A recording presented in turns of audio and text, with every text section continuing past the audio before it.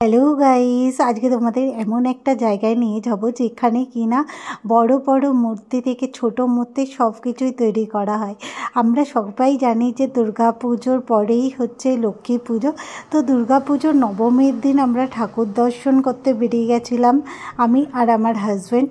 তো ঘুরতে ঘুরতে এমন একটা জায়গায় গেলাম যেখানে কিনা মূর্তি তৈরি হয়। তো এখানে এসে দেখছি প্রচুর পরিমাণে লক্ষ্মী ঠাকুর তৈরি হচ্ছে, তার সাথে কালী ঠাকুরও রয়েছে। আমরা সবাই জানি যে দুর্গা পুজোর দুদিন পরেই লক্ষ্মী পুজো। দেখো এখানে কিন্তু লক্ষ্মী ঠাকুরগুলো এখনও সম্পূর্ণ তৈরি হয়ে যায়নি, আর কিছু কিছু লক্ষ্মী ঠাকুর পুরো সম্পূর্ণ তৈরি হয়ে গেছে। তো এই এরিয়াটা পুরো ধরেই কিন্তু ঠাকুর তৈরি করা হয়। দেখো কত রকম ঠাকুর আর কত ঠাকুর। আর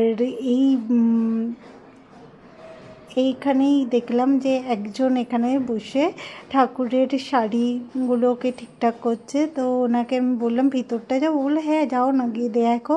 তো এখনও কিন্তু কাজ অনেক বাকি রয়েছে। নবমীর রাত্রেবেলা আমরা এসছি, আর হাতে কয়েকটা দিন, তো তার মধ্যেই কিন্তু ঠাকুরগুলো সম্পূর্ণ তৈরি করে দিতে হবে। দেখো অপূর্ব সুন্দর প্রত্যেকটা ঠাকুরের মুখ, দেখো খুব খুব সুন্দর, হাতের কাজ যেন অপূর্ব। আর পাশেই রয়েছে বড় বড় কালী ঠাকুর, কারণ লক্ষ্মী পুজোর পরপরই আবার শুরু হয়ে যাবে কালী ঠাকুর বানানোর কাজ। তো কালী পুজোও কিন্তু আর বেশি দিন বাকি নেই। আর এই দেখো গণেশ ঠাকুর। আর দুর্গা পুজোর আগে আসলে তোমাদের দেখাতে পারতাম দুর্গা ঠাকুরকেও, কিন্তু আমি তো এই জায়গাটার সন্ধান জানতাম না। এখানে আমি ঘুরতে ঘুরতে আসি, তখন আমার হাজব্যান্ড আমাকে এখানটায় নিয়ে আসে। আবার তো এই জায়গাটা ভীষণ ভালো লেগেছে। তোমাদের কেমন লাগছে তোমরা অবশ্যই জানো। এর আগে আমি কলকাতায় কলকাতার ভিডিও করেছিলাম এরকম, তোমরা অনেক অনেক সাপোর্ট করেছো। আর আজকে আমি দেখাচ্ছি যেই জায়গাটা, সেটা হচ্ছে শ্রীরামপুর, শেওড়াপল্লী শ্রীরামপুর।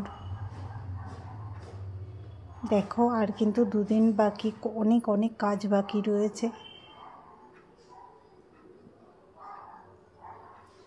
তো প্রত্যেকটা মূর্তি আমার কিন্তু অপূর্ব লেগেছে। কেউ কেউ আবার বায়না দিয়ে গেছে, তাদের নামগুলোও কিন্তু ওখানে একটা চিরকুটের মাধ্যমে লেখা আছে। দেখো এখানে কালী ঠাকুর ভর্তি। তো ভিডিওটা যদি তোমাদের ভালো লেগে থাকে তাহলে অবশ্যই লাইক ও সাবস্ক্রাইব করে দিও, আর পাশে থাকা বেল আইকনটা ক্লিক করে দিও, যাতে নতুন নতুন ভিডিওগুলো সবার আগে তোমরা দেখতে পারো। আর একটু সাবস্ক্রাইব করো, যাতে নতুন নতুন ভিডিওগুলো করার জন্য আগ্রহটা আরও বেশি বাড়ে। তো মূর্তিগুলো তোমাদের কেমন লাগছে অবশ্যই কমেন্টে জানিও।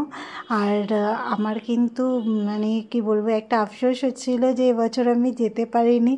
এবছর আমি মূর্তি তৈরির সময় দেখতে পারিনি। তো সেই আফসোসটা আমার এখন আর নেই। আমি দুর্গা ঠাকুর দেখতে পারিনি, তো কী হয়েছে, আমি কালী তারপরে লক্ষ্মী দর্শন করেছি। আর মূর্তিগুলো কিন্তু সত্যি অপূর্ব অপূর্ব সুন্দর ছিল। আর কত বড় বড় মূর্তি, দেখো এখনও কাজ অনেক বাকি আছে।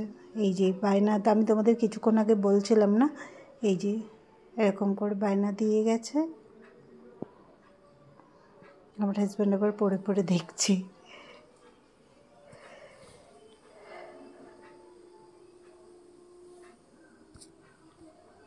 পুরো পাড়াটা জুড়ে এই কাজ করে।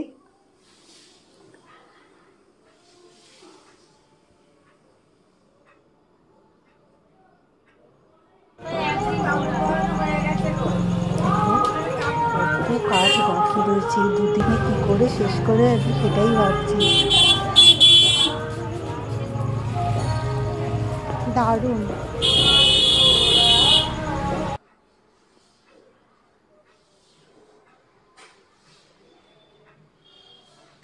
অনেক অনেক অনেক মূর্তি, আর পুরো পাড়া জুড়ে প্রত্যেকে একই কাজ করে। দেখো এখানে কিন্তু চুল টুল লাগানো হয়ে গেছে, মুকুট পরাতে হবে, চোখ আঁকতে হবে, প্রত্যেকটা মূর্তি কিন্তু অপূর্ব সুন্দর, হাতের কাজ কিন্তু ব্যাপক, তাই না? তো যারা যারা যেখান থেকে দেখছো তারা অবশ্যই কমেন্ট করো, আর কীরকম লাগছে অবশ্যই জানিও। এরকম ধরনের ভিডিও দেখতে চাইলে অবশ্যই বলো, আরও মানে কালী পুজোর ঠিক আগে তাহলে আরেকবার গিয়ে তোমাদের দেখিয়ে দেবো কত কালী মূর্তি তৈরি হয়েছে।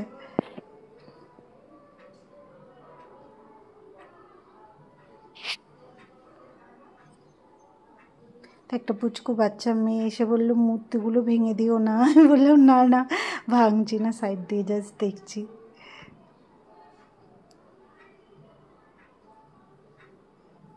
তো আজকের মতন এখানেই শেষ করলাম।